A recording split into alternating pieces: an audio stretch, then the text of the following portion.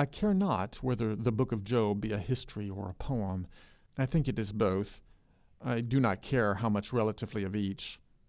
It was probably, in the childlike days of the world, a well-known story in the East, which some man, whom God had made wise to understand his will and his ways, took up and told after the fashion of a poet.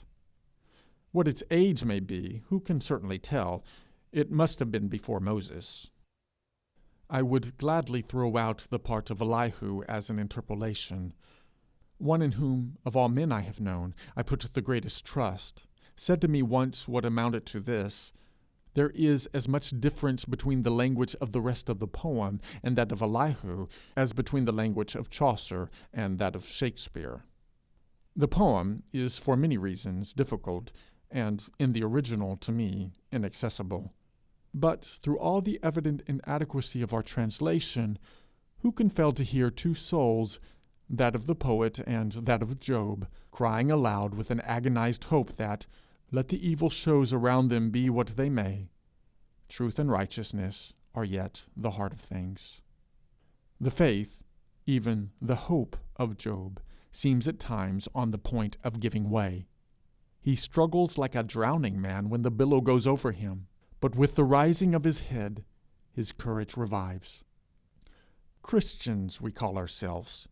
What would not our faith be, were it as much greater than Job's, as the word from the mouth of Jesus is mightier than that he heard out of the whirlwind?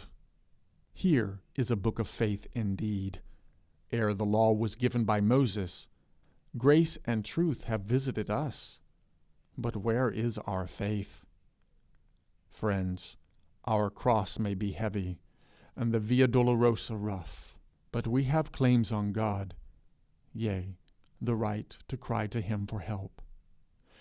He has spent, and is spending himself to give us our birthright, which is righteousness. Though we shall not be condemned for our sins, we cannot be saved but by leaving them.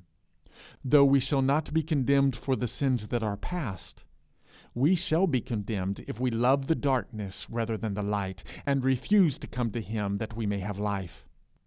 God is offering us the one thing we cannot live without, his own self.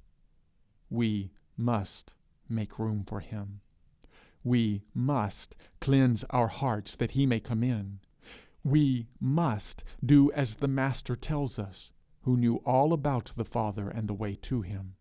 We must deny ourselves and take up our cross daily and follow him.